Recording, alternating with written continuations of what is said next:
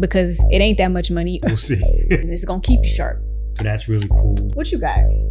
$100. Whatever it is that you be doing. But what was the question? Story of my life, y'all. Well, you better not even have a wet finger. You gonna one-up me on something again? How long did that go?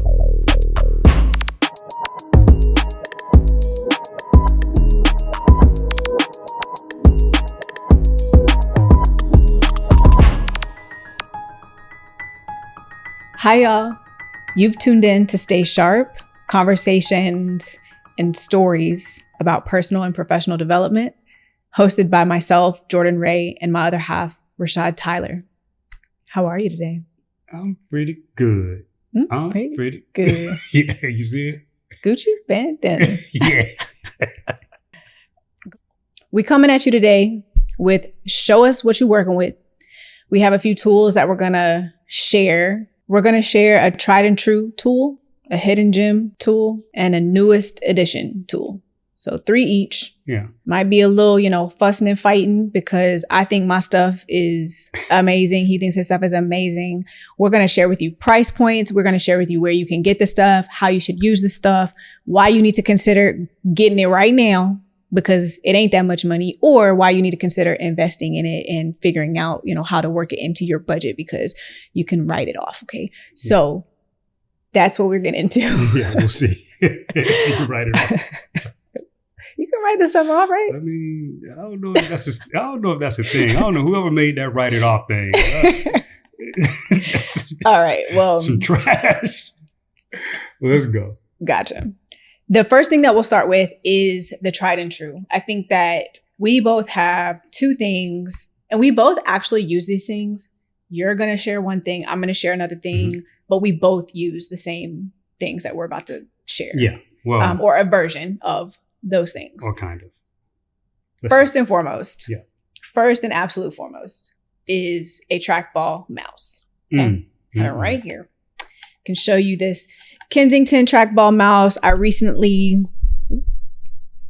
did an ambassador campaign with them, and I had a whole real situation that I did on Instagram showing people how to use a trackball mouse. It was actually another model of the trackball, but I really, really like this one. I've been using this for 4 or 5 years now. The Expert. That's called the Expert. Expert wireless trackball mouse. You can get it on Amazon.com. We're going to have this linked. The key to this is, first of all, there's a learning curve to using it for sure. I remember when I first laid my hand on it, I was like, how do I do this? How do I do this? And after I got used to it, it's now the only thing that I can use. I will say my wrist never hurts. I never get fatigued. I'll do hours and hours of design work and I'm not getting tired. My wrist, right? Yeah. I have no problems with that. And I think I know it also speeds up your time. I'm not sure if it's the way that it glides and you don't have to keep picking it up and putting it down. You don't need additional desk space in order to operate the mouse. Yes. You don't have to travel with a mouse pad. Exactly. Yeah. Or that little goofy thing that y'all have. It comes with one though, like a wrist pad, but yeah, it does. I don't use the wrist pad. I used to. I think it's in my cabinet somewhere. But this is amazing. I would definitely recommend this. If you're doing a lot of design work, editing, Photoshop, design, where you're clicking and you don't have to cut things out on Photoshop anymore, but you're just doing little tasky stuff and or administrative work where you're flipping through a lot of tabs, you're sending a lot of emails, but you're having to navigate using your mouse to a lot of different apps or softwares on your computer and you're just clicking around a lot, I would totally consider using this. I know it don't look the best, but I promise. Well, and you also have complex clicking capability, which is a hell of a way to say that. Yeah. But so in moments where you need to select something, like hold something down and then select it, you can hold with your right and then click there. Yeah. You can also scroll with the outer dial. So that's really cool. Yes. But a little plot twist, I actually have the latest version, which is a low profile version of it. And instead of the outer dial, you can twist the ball. So if you're already into, and you already have this version right here, get your life together, grow up to the low profile, better ergonomically and functionally at the very same time. Yeah. I hate his mouse. She but hates it's the mine, same. but it's better. It's the same. Yeah. Just better. It's lower down. What you got? What's your tried and true? So this is an additional portable monitor. So the way this one works, this thing folds up and becomes like the stand on the back of it. I should have cleaned it before we brought it on here, but it sits up for you. And I don't necessarily know how to do it as well as you do. There we go. You see that? The woman know how to fold. Wow. Some real sexist talk. Hold it up. Yeah, you see. So you see the back on that, like really easy. It's like some of the other devices, but the main thing is when you're working in general on a computer, I'm gonna share with you something that should be obvious, but maybe isn't. You need more desk space. So when you're working on your laptop, it is like you being in kindergarten working on one of those little sit-in desks that comes with the chair. And the little thing. Yeah. You can't really do nothing like, right? So people don't realize the reason this is called a desktop or your computer's called a desktop because it is a desktop and you can only put so much on your desktop.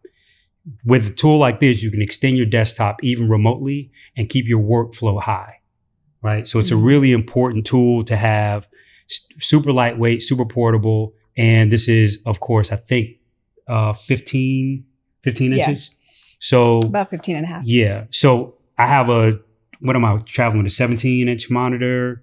So it fits really well. I don't feel like a big gap between those two monitors. But again, having the ability to post my email on the portable and then work from the main screen if I'm in Photoshop or whatever programs I might be in, like to have the desk space is so critical to the workflow because otherwise you're working in too cramped of a space and you can't see enough and get to your options and copy, paste, move things around as concisely as you would if you had more desk space. This is by model. I think this is the Asus or however you say.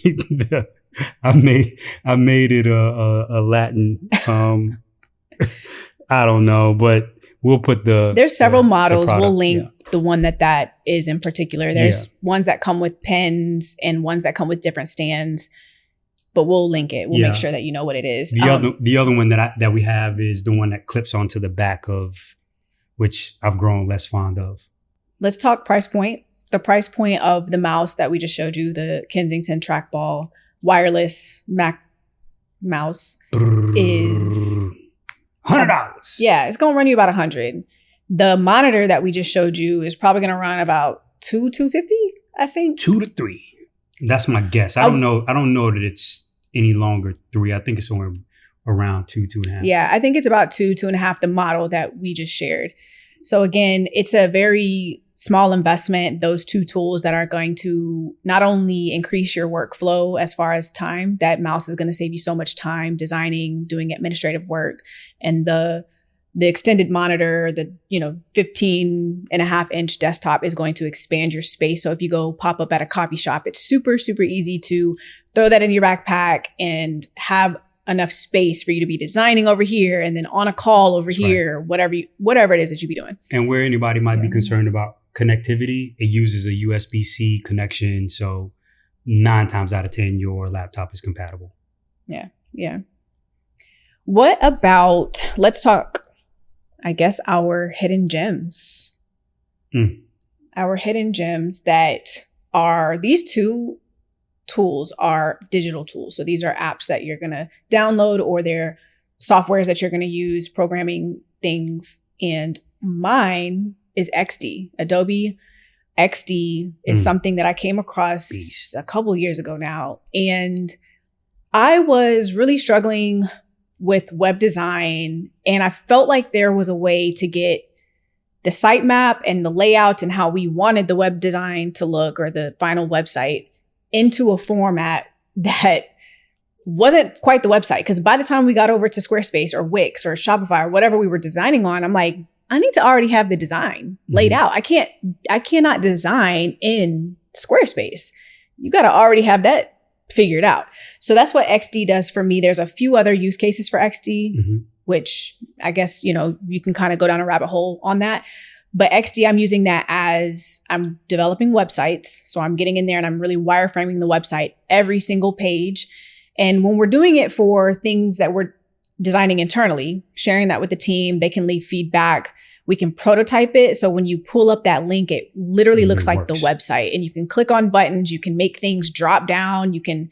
I think you can even animate things. Like there's just all kind of levels. And once I got into that, it just opened up a whole new world for me, because I'm no longer struggling with how am I going to convey what this website should look like before I go and design it. Because once you're getting into design world and you're coding and you're inserting HTML and you're figuring out the JavaScript stuff that you got to embed and you need to already know, I need this website to look like this.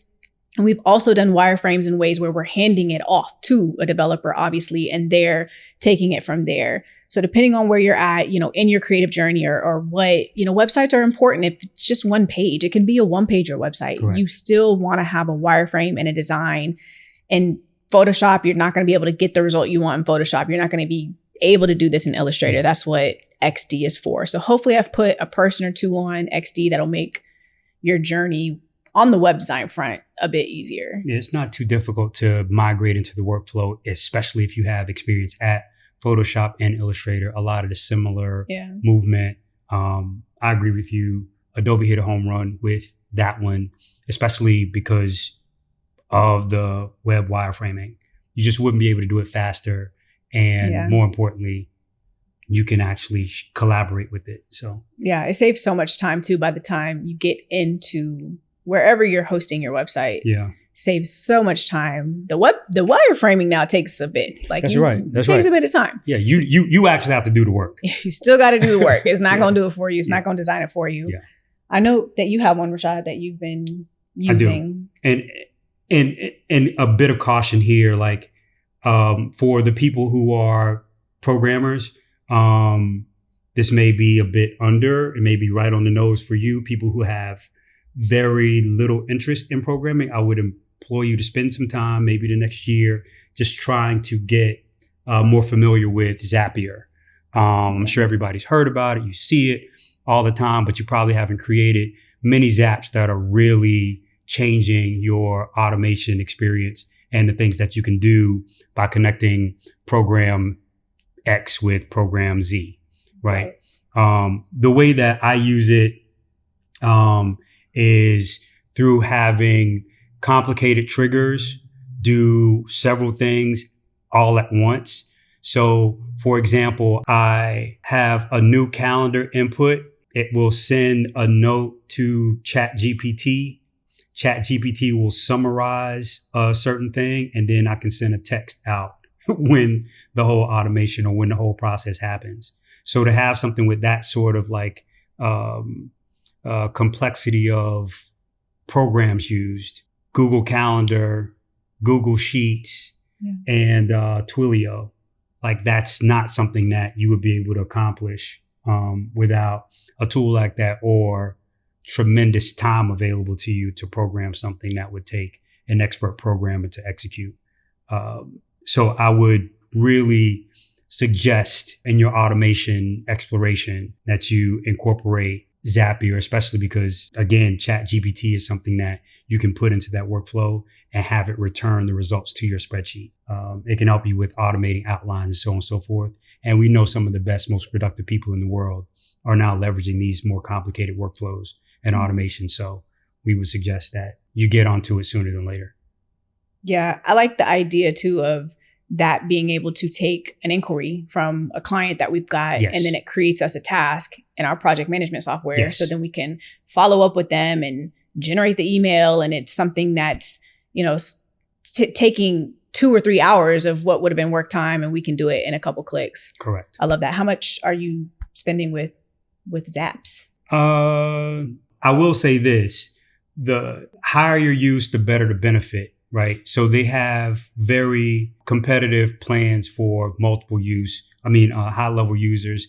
the same as OpenAI does. So it's like $20 a month or something like this. Okay. You can spend $5 a month to get extra zaps. For most beginners, until you have real use and real utility for the tool, like it has no barrier to entry because you can use the free ones in the short run. Yeah. And with XD, obviously, y'all know that it'll be a part of the Adobe Suite. I think the Adobe Suite is like $59.99. Something like that. Yeah. That's right. That's about right. I think, because I remember we used to have like the discount. Oh, I know. I know how much it is. But that discount used to hit. $59.99. Used to have I used to have a $19 a month plan for like 2 years or something. It was crazy. Yeah. Must be nice. So everybody out, we're all struggling with that $59.99, but you'll get XD with that subscription. And I don't know that there would be a reason that you would just need XD by itself because you would have one of the other programs. It beats the piracy days when when your would just stop working. Yeah, I can't afford that. So Indeed. The last but not least category that we have for you is our newest edition. So I have one. Obviously, Rashad is going to have one for y'all, and they are miles apart. So y'all will enjoy this. My latest edition, newest edition, is my Dagny Dover organic cotton tote in onyx. This was a gift from my parents for my birthday, and I picked it out. I was like, I want this because I needed another work tote for when I go to my coffee shops, but something that I could fit my mouse in, my MacBook, my extended monitor, my vlog camera, all of the things. And so this does its job. I have my free water bandana on it. See? And I love this. See how that came together? I really love this bag. It fits everything. It even has a water bottle, like specific holder for your water bottle in here. Yeah. Look, I'll do a whole, what's in my bag later on. Yeah. But this is Dagny Dover. Again, it'll be linked if you're interested. They have other colors too and other styles of things and backpacks and all sorts of travel bags. That's how you say Dagny Dover? That's how you say it. Cause I be saying it wrong. I say a lot of stuff wrong. Maybe that's, just part of like where I'm from, but blame it on. I thought the human G language, was silent. The English language is trash. Yeah. I thought the G was silent. Yeah. What you got, Rashad? So mine is a little more specific for agency owners or people who are in the design space, whether you create for other people or you have your own brands that you're working with. Mine is behind us, which you really can't see that well. It's behind Jordan's system. You can see it right here. Yeah, right there. That is our brand new HP printer, laser printer. And what makes it special and useful is that we needed a printer that could deliver project level print or presentation level print.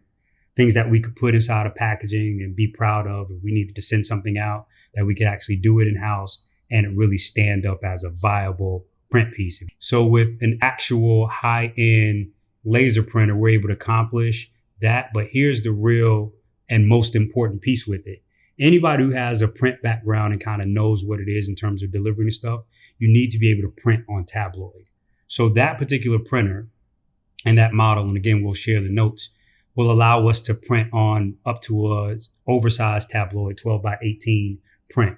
So we can do a lot of things like our packaging, small packaging, all of those things. We can do that in-house if we so chose. It saves us time from having to visit a local printer. We can also mock things up that we have ideas for or about without having to lose the inspiration or not be able to leverage the feedback that comes when you can see something in the flesh. So I highly recommend having a really, really high-end printer if you have the volume and you can leverage the returns. That printer runs you about $3,000. But over the course of, depending on who you are and how you rock, if you do menus, if you do all of these different things for your clients or for your events and so on and so forth, totally save you the travel time, which you're probably not factoring into your cost. Totally avoid the time that it takes to actually get from idea to mock-up or print or C1, right? So you have a lot of room to expedite your design and your confirmation processes by having a tool in-house that will help you confirm your ideas and actually see real mock-ups in real time. Yeah. Well, my tote bag only ran my parents about $150. So, I mean, do what you got to do. Yeah, I think, I want to be careful with this part of it, but like you have to think about certain things as the right type of investment. So you should be able to look at your P&L and extract out how much money you spent at FedEx office and then go, oh, shit, I probably could have kept that. If it's not a 18 by 24 poster and I could do all of the rest of it in-house when they're charging me $2 a print for 11/17, and now I can get that cost down to 30 cents a print, 10 cents a print, 6 cents a print. The math is math. The math be mathing. Yeah, it do. Rashad gonna make the math. Yeah. All right. But those were our tools, the things that we're using on a daily basis, the things that we have uncovered over the last couple of years that have changed our workflow and our newest additions.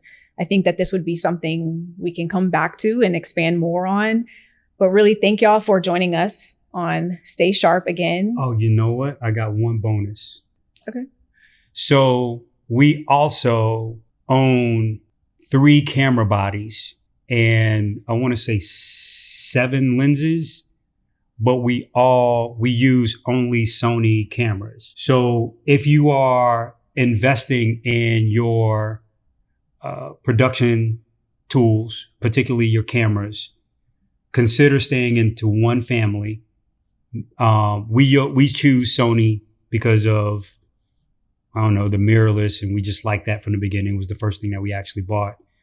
And we just buy all E-mount lenses so we can kind of accomplish what you're seeing now, where maybe we wouldn't have, we had used several different camera producers. I mean, which is not really that revelatory, but I feel like it's important to say because I think a lot of people are also simultaneously investing in their camera gear. And you should always choose the bodies that have the detachable framework so you can use multiple lenses.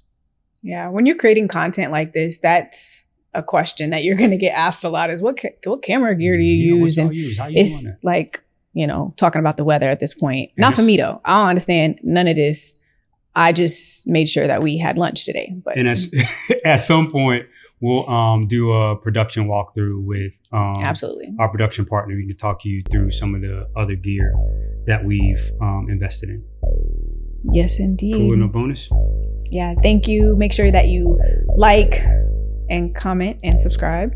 We will be back soon with another Stay Sharp. All right, we'll see you very later. soon.